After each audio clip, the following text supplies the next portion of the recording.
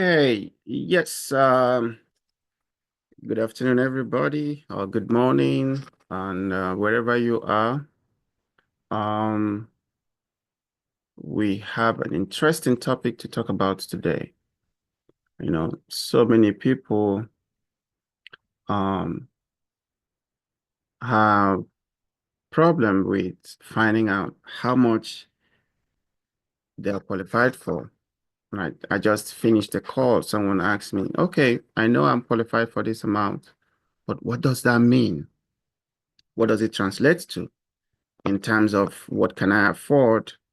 How much money um should I be looking at when I see what's the price of property I should be looking at?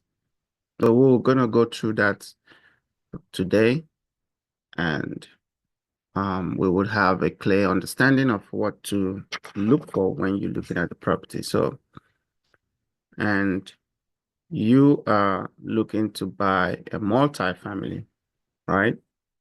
So let's say we see a multi-family in Essex County.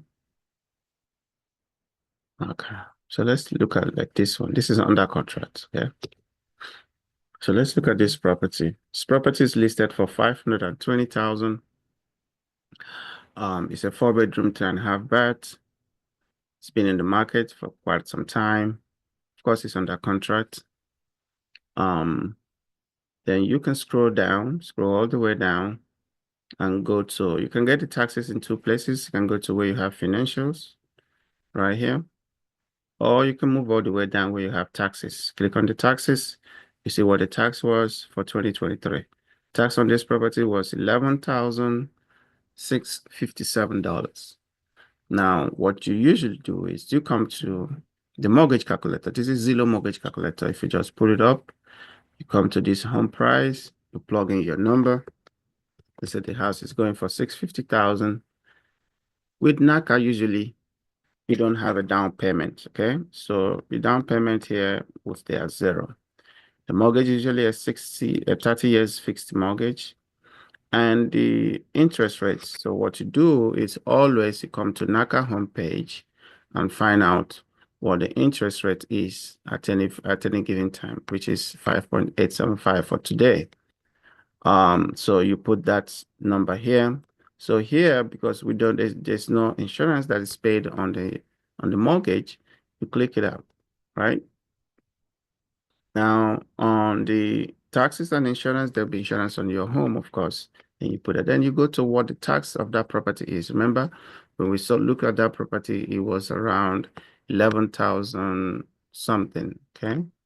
Let's see if we find it again and just be sure. So you can always make sure that you have the right amount. See, 11,657. Okay. So 11,057. Come here and you plug whatever the tax is, 11,657. And the insurance for multifamily will just stay at 1,000. Of course, you're gonna get the quote from the insurance agent. Now, if you're looking at condos or townhomes, some of them will have HOA fees. So you put the HOA fees amount here if it does.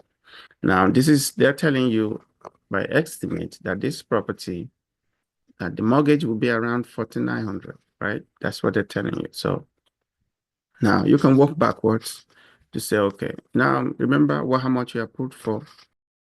Get the number that more than likely this property is going to go for, right? Then you pull up your calculator right here. So your calculator, you will say, okay, I'm approved. Okay, so first of all, you look at what is the rent in that neighborhood. Again, is 2,200 times 75%. It's 1,650. So if the rent in that area is 2,200, then you have 1,650. Now 1,650 plus whatever you approved for. So if you approved for, let's say you approved for 1,400, okay? Approved for 1,400. What is it? 3,050. 3,000, which means this is 3,050 and this is 4,000, which means you can't buy a house that is 550 and has the number of taxes. Now, let's say the house is 550, right? And the tax is only 8,000. See what happens? You see, it's close, but it's not, right? Remember that our interest rate is 5.875.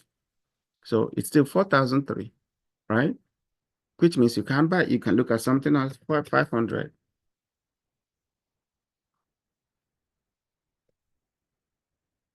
right?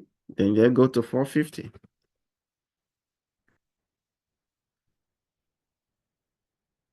What was it? 3,050, 3,004 is still high. Now you have a down payment. Maybe you have a down payment of 10,000. See, it's not. You still short $300. And you see here, maybe you gotta go up to 5%. You still short $100 or less than that, right? So this is how you walk your way. Look at the taxes. What is the taxes? Uh, um, how much money do you have if you want to put down? What is the interest rate, right? If you do that, see, now it works. Let's say you bought 1 point from you put down 10,000, you bought 1 point, tax is 8,000. Now it's within the affordability. See, that's what is close. So these 20, any of these things numbers can change. But the taxes is still the taxes, they can't change. But the interest rate might go a little bit here and there. Or your insurance may not be 1,000. So, but you're close to what your number is. Now they might be asking you to bring in another 2,000 or 3,000 or to make it work. You understand? So maybe you bring instead of 10,000 and they're asking you to bring 12,000. You can see. So that's how you calculate to know how much what's the price of properties that you are going to be looking at instead of just saying, oh, I love this one. Oh, I love that one. Oh, I love this one. I love that one. Does that make sense? All right. Thank you so much. And we will do this again and we will make sure that, everybody understands how to calculate their affordability. So this is how you calculate your affordability, right? And we'll see you soon. Thank you so much.